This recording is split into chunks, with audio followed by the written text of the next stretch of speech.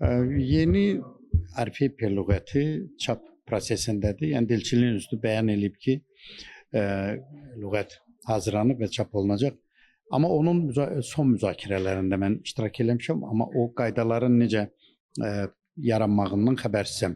Ümumiyyətlə götürəndə əlbəttə əvvəlki prinsiplər qalır.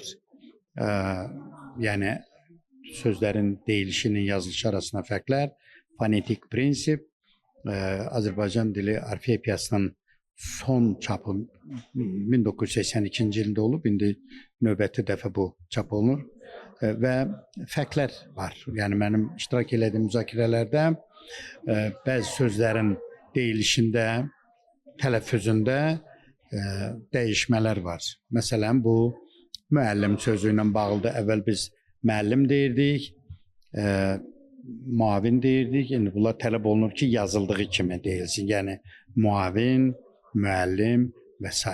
Sonra teatr. Yəni 100 ildir ki, biz bu şəkildə tələffüz edirik. Teatr, amma indi tələb olunur ki, yazıldığı kimi.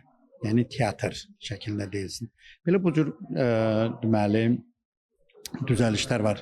Sözün açığı mən o düzəlişlərə çox isti yanaşmıram. Hesab edirəm ki, yəni onlar olmamalıydı. Yəni çünki o heç bir prinsipial məsələ deyil. Yəni onu əvvəl deyilişdə olduğu kimi saxlamaq da vacib idi.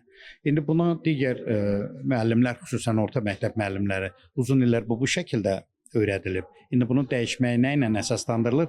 Bu barədə bilgi yoxdur. Hesab edirəm ki, bütün hallarda Arifepiya lüğətinin olması ortaya çıxmağa müsbət hadisədir. Sözlərin düzgün tələffüzü çox önəmlidir.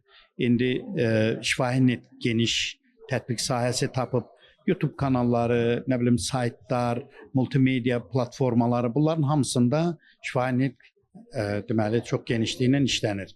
Arifepiya normalarının müəyyənləşməsi müsbət hadisədir. Onun çapı, yayılması, təbliğ olunması ondan da vacibdir. Amma ən vacib olan dil daşıyıcılarının, yəni bizim bu ana dilində doğru düzgün danışmağımız, sözləri düzgün tələffüz eləməyimiz, fikirlərimizi çox asan, rahat, anlaşıqlı bir şəkildə çatdırmamızdır.